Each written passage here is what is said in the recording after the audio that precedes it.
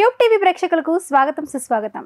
ఇవాళ మనతో పాటు ఉన్నారు ప్రముఖ జ్యోతిష వాస్తు పండితులు బ్రహ్మశ్రీ నాయకంటి మల్లికార్జున శర్మ గారు మనతో పాటు ఉన్నారు. నమస్తే గురుగారు. నమస్కారం అండి. గురుగారు, ఇప్పుడు రెండు జాతకాలను పరిశీలించేటప్పుడు ఎలాంటి జాగ్రత్తలు తీసుకుంటే మంచిది? రెండు జాతకాలని మనం పరిశీలన చేసేటప్పుడు ఏంటంటే, ఇది వివాహ పొంతంలో ఒక భాగం. అంటే వివాహ పొంతంలో ఒక భాగం అంటే ఏమిటనంటే, రెండు జాతకాలని మనం చూసినప్పుడు చాలామంది ఏం చేస్తారంటే, రెండు జాతకాలను చూసినప్పుడు లగ్న కుండలు చూడరు. ఏ స్థానాలు చూస్తే మంచిది అంటారు?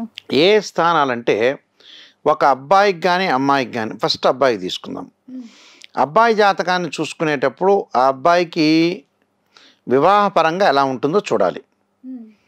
అంటే మ్యారిటల్ లైఫ్ అనేది ఏ విధంగా ఉంటుంది, అంటే మ్యారిటల్ స్టేటస్ ఏ విధంగా ఉండబోతుంది, అంటే వైఫ్ అండ్ హస్బెండ్ రిలేషన్షిప్ అనేది ఎలా ఉండబోతుంది, సంతానం కలుగుతుందా లేదా, ఉద్యోగ భద్రత ఉందా లేదా, ఆయు ప్రమాణం అనేది ఏ విధంగా ఉంది, లైఫ్ స్పాన్, లాంగివిటీ చూసేటప్పుడు అబ్బాయి యొక్క జాతకాన్ని హారోస్కోప్ మనం పరిశీలన చేస్తే కేవలం రాశిచక్రం చూస్తారు చాలామంది.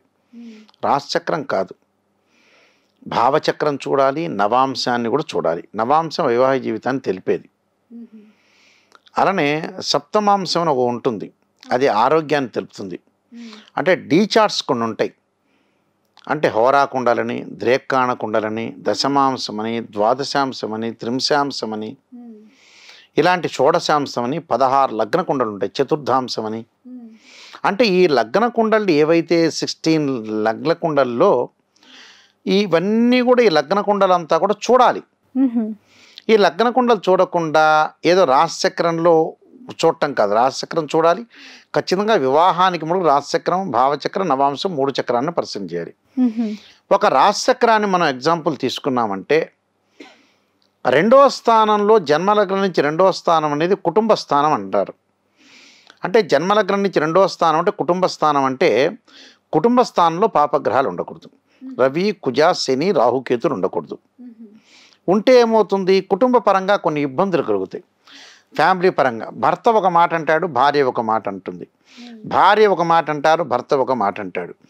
ఇద్దరు కూడా పెరిగిపోయి ప్రాబ్లమ్స్ వచ్చే అవకాశాలు ఉంటాయి. అలా ప్రాబ్లమ్స్ తెచ్చుకోవటం అవసరమా? అదే సినిమా డైలాగులు అంటాడు, ఈ యదవ జీవితానికి ఇన్ని సంవత్సరాలు బతుకుతున్నామని. అలా ఈ మంచి జీవితంలో 60 ఏళ్ళు 70 ఏళ్ళు బతికేటప్పుడు పెళ్లి చేసుకునేది ఏంది? గొడవలకి, కోర్టు కేసులకు వెళ్ళటానికే, పోలీస్ స్టేషన్లో పట్టడానికే. ఒక తల్లి ఒక కొడుక్కి పెళ్లి చేయాలంటే ఈ మధ్యకాలంలో ఏం జరుగుతుంది? ఆ కోడల్ని విడదీయటాలు. ఎందుకు? మూర్ఖత్వం. ఇదంతా అసలు నిజంగా అయితే చదువుతో సంబంధం లేదు, పెద్ద మూర్ఖత్వం ఇది. నీ కొడుకు నువ్వు ఎందుకు పెళ్లి చేస్తావు? కోడలు బాగుండాలి, నా కొడుక్కి సపోర్ట్ ఉండాలి, కోడలు మా పని మేము ఏజ్ అయిపోయింది, వాళ్ళిద్దరు బాగుంటే చాలు. ఒక అమ్మాయికి ఎందుకు పెళ్లి చేస్తారు? ఒక తోడు అవసరం. ఒక అబ్బాయికి ఎందుకు చేస్తారు పెళ్ళి? ఒక అమ్మాయి తోడు అవసరం. ఏంది తోడంటే ఏంటి? ఇక్కడ ఆరోగ్యం బాగలేకపోయినా, మానసిక స్థితి బాగలేకపోయినా, ఉద్యోగపరంగా ఇబ్బందులు, ఆర్థిక పరంగా ఇబ్బందులు, ఇద్దరు కూడా పరస్పరం తోడుగా ఉండాలి. బయట వాళ్ళు వచ్చినా రాకపోయినా ఇద్దరు కలిసి ఉంటారు, ఒకే రూమ్లో ఉంటారు కదా, ఒకటే అపార్ట్మెంట్లో ఉంటారు, ఒకటే ఇండిపెండెంట్ హౌస్లో ఉంటారు. ఇద్దరు కూడా చూసుకుంటారు. మళ్ళీ వాళ్ళిద్దరిని చూడటానికి ఇంకో ఇద్దరు సంతానం.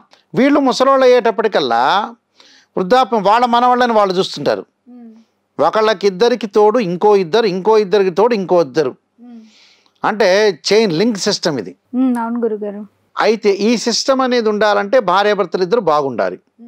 కుటుంబ పరంగా ఇబ్బందులు లేకుండా ఉండడాన్ని, కుటుంబ పరంగా ఇబ్బందులు ఉన్నాయా లేదని చూసే స్థానం రెండో స్థానం. 5వ స్థానం ఉంటుంది, సంతానం కలుగుతుందా లేదా. సంతానం సంపద ప్రథం అన్నారు, సంతానం కూడా ఇంపార్టెంటే. 5వ స్థానంలో శని కానీ, కుజుడు కానీ, రాహు కానీ, కేతు ఉంటే అది సర్పదోషం అని అర్థం.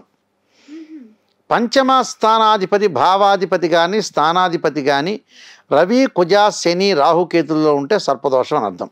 పంచమ స్థానం రవి యొక్క దోషం కూడా ఉంటుంది. అది 5వ స్థానం సంతానం కలుగుతుందా లేదా అనేది చెప్పగలిగే స్థానం 5వ స్థానం వరుడు జాతకంలో. ఈ వరుడు జాతకంలో 7వ స్థానం ఉంటుంది. 7వ స్థానంలో కుజుడు కానీ, శని కానీ, రాహుకేతువులు కానీ, రవి కానీ ఉండకూడదు. రవి ఉంటే తీవ్రంగా ఇద్దరి మధ్యలో కోపం ఉంటుంది. రవి కుజులు ఉంటే ఆరోగ్యపరంగా ఇబ్బందులు కలుగుతాయి. శని ఉంటే దుఃఖం కలుగుతుంది. రాహుకేతులు ఉంటే ఏదో రకంగా గొడవలు దిగటానికి, బయట విషయాలన్నీ కూడా తీసుకొచ్చి ఇంట్లో గొడవలు జరిగే సందర్భాలు ఎక్కువ ఉంటాయి. అబ్బాయికి అష్టమ స్థానంలో పాపగ్రహాలు ఉన్నాయనుకోండి, మొండితనం, పెంకితనం, వ్యసనం, తొందరగా చనిపోవటం, దీర్ఘకాలిక వ్యాధులు వచ్చే అవకాశాలు ఎక్కువ ఉంటాయి. 12వ స్థానం ఉంటుంది, లవ్ అట్రాక్షన్, ప్రేమ అనేది ఉండదు. ఏదో ఫంక్షన్ హాల్లో పెళ్లి చేసుకున్నాం, ఏదో ఉండంపా నలుగురిలో నారాయణ అనుకొని ఇద్దరు భార్యాభర్తలు కలిసి ఉంటారు. అప్పటికి వాళ్ళు చదువుకున్న వాళ్ళు ఐఐటీలు ఎంటెక్ వాళ్ళు, వీళ్ళందరూ ఐఐటీ ఎంటెక్ వాళ్ళు, ఎంఎస్సి పిహెచ్డి చేసిన వాళ్ళు, ఎంఎస్ ఎంబీబీఎస్ చేసిన వాళ్ళు, బ్రహ్మాండమైన గైనకాలజిస్టులు, కార్డియాలజిస్టులు వీళ్ళే ఉంటారు ఎక్కువ పర్సెంట్. దీనిలలో ఎంటెక్ చేసిన వాళ్ళు ఇంజనీర్సో, లెక్చరర్సో, ప్రొఫెసర్స్ వీళ్ళందరూ ఎక్కువ మంది ఉంటారు ఈ మధ్యకాలంలో. చదువుకున్నోడు కంటే చాకలోడు మేలని ఏదో సామెత ఒకటి ఉండేది. అలాగా ఆ మోడల్లో కొంతమంది ఏం చేస్తున్నారంటే యాక్చువల్గా ప్రతిదానికి కూడా చదువుతో పొంతం లేదు. మన జ్ఞానం అనేది వేరు. ఒక జ్ఞానం అనేది చాలా ఇంపార్టెంట్. ఇది జ్ఞానం లేకుండా మూర్ఖత్వంగా ప్రవర్తన చేయకూడదు ఎవరు కూడా. ఏ చదువు చదివినా చదువు వేరు, లోక జ్ఞానం వేరు. ఇప్పుడు ఎందుకు అందరూ బాగుండాలనేగా మనం చెప్పేది. ఏ చదువు ఉన్నా చదువు లేకపోయినా ఎవరైనా సరే ప్రపంచంలో ఏ కులమైన ఏ మతంలో అయినా ఎవరైనా కూడా బాగుండాలి, అరమరికలు లేకుండా శీఘ్రమైన సంతానం కలగాలి. ఇది వరుడు జాతకంలో ఉంటుంది. వధువు జాతకంలో కూడా 2వ స్థానం, 5వ స్థానం, 7వ స్థానం వివాహ సంబంధించినవి. 8వ స్థానం ఏంటంటే మాంగళిక దోషం. అంటే పాపగ్రహాలు ఉంటే భర్త వ్యసనపరుడు కావటం, భర్తకు ప్రమాదం జరగటం, భర్త కరెక్ట్ లేకపోవటం, ఇలాంటివన్నీ జరుగుతుంటాయి. తర్వాత 12వ స్థానం భార్యాభర్తల మధ్యలో, ఆడవాళ్ళ జాతకంలో కూడా భార్యాభర్తల మధ్యలో అనుకూలంగా కూడా ఉండాలి. అంటే లవ్ అట్రాక్షన్ ఉండాలి, ప్లస్ ఇద్దరి మధ్యలో అరమరికలు లేకుండా ఉండాలి, ప్రేమ ఉండాలి, అన్ని విధాలుగా ఉండాలి వాళ్ళు. అలా ఉంటున్నారా అంటే ఈ స్థానాలను పరిశీలన చేయాలి. మళ్ళీ కుశదోషాలు, శుక్రదోషాలు, సర్పదోషాలు, కాలసర్పదోషాలు, పునర్భవ దోషాలు కూడా ఉంటాయి. పునర్భవ దోషాలు చూడాలి. దాంతోపాటు మళ్ళీ నవాంశక్రాన్ని పరిశీలన చేయాలి. దానిలో భావచక్రంలో ఏ గ్రహాలు మారినవి చూడాలి. వీళ్ళిద్దరు ఆరోగ్యవంతులా కాదా చూడాలి. సంతానం కలుగుతుందా లేదా చూడాలి. చపల చిత్తం ఉందా, చంచల బుద్ధి ఉందా. 40 ఏళ్ళు కాపురం చేసిన వ్యక్తులు కూడా విడిపోయిన వాళ్ళు ఉన్నారు సమాజంలో. అలాంటి విషయాలన్నీ ఆలోచన చేయాలి. ఇవన్నీ కూడా సమగ్రంగా పరిశీలన చేయాలి. చేస్తేనే జాతకం అనేది కరెక్ట్గా తెలుస్తుంది. లేకపోతే ఏదో గుణాలు వచ్చినాయి, 18 వచ్చినాయి, 36 వచ్చినాయి, ఇవన్నీ చెప్పడం దండగా. ఇవన్నీ చూడాలి, అవి కూడా చూడాలి, బట్ చూడకూడదని కాదు. కానీ ఇవి కూడా ఇన్డెప్త్గా చూసి చెప్పడం అనేది చాలా మంచిదమ్మా. చాలా చక్కగా చెప్పారు గురుగారు, ధన్యవాదాలు.